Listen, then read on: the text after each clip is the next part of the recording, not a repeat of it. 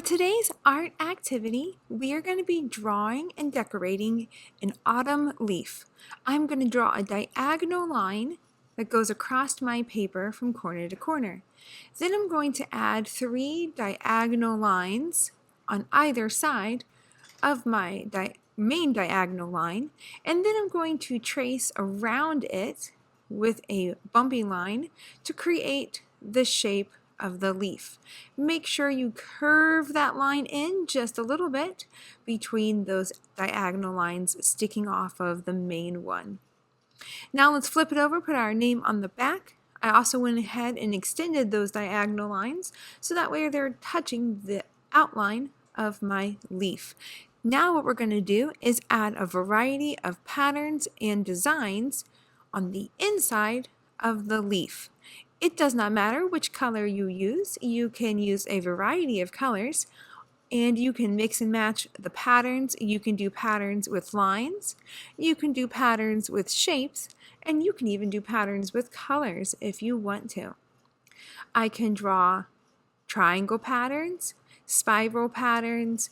I could draw patterns of hearts and stars, or circles, or rectangles, or squares.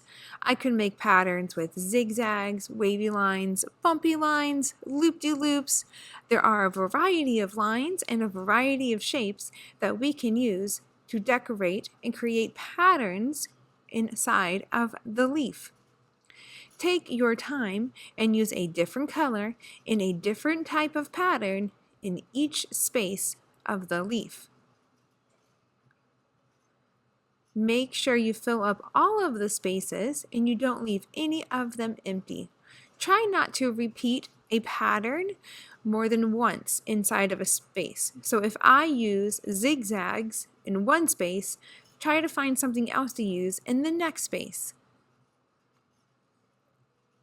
Once you are done drawing the lines inside of the leaf, we are just going to create an echo pattern of the shape of the leaf.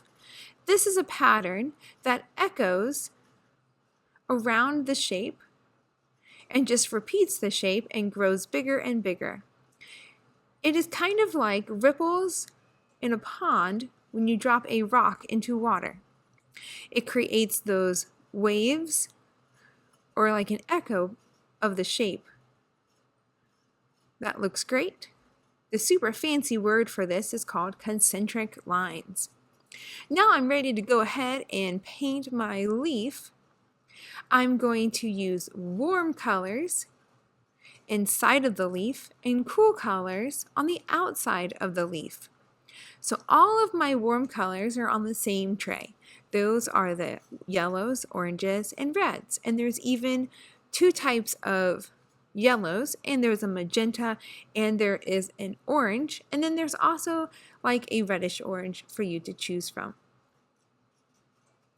Again, we want to use a variety of colors, so please do not just paint one color.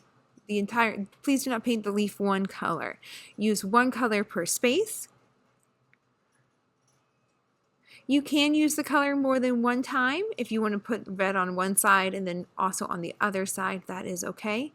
Try not to put 2 reds next to each other though. Maybe mix it up a little bit. There's enough colors to choose from that the same color should not be next to each other. Once I am done painting the inside of my leaf, I'm going to use the cooler colors to paint around the outside of the leaf. The cooler colors are the greens, blues, and purples located on the other paint tray. I can wash my brush and then switch to using the cooler colors to paint around the outside of my leaf. Take your time and try to paint everything carefully and neatly. Our goal is to leave no white spots on our paper. We want to try to paint everything in. Add a little bit more water to your brush if it's not dark enough, and add a little bit more paint as well if you want the color to be a little bit darker. So more water, more paint to get that color looking a little bit darker. Remember, there is nothing buried underneath of the paint. You do not need to dig in the paint. Take your brush and just twirl it across the top of the paint, and that will get paint on your brush. There's nothing hidden under the paint, so please don't dig in the paint with your brush. Tippy-toe dance your brush across your paper. We should not be scrubbing it or pushing it. We are dancing our brush on its tippy toes across our paper. Please do not mess up the hair of the paintbrush. If you mess up the hair of the paintbrush, it will not paint a nice, smooth, straight line. When you have filled in the entire painting, you are done. You may put your art materials away, your picture on the drying rack, and you can clean up, and you're all finished with painting your autumn leaf using patterns in warm colors and cool colors.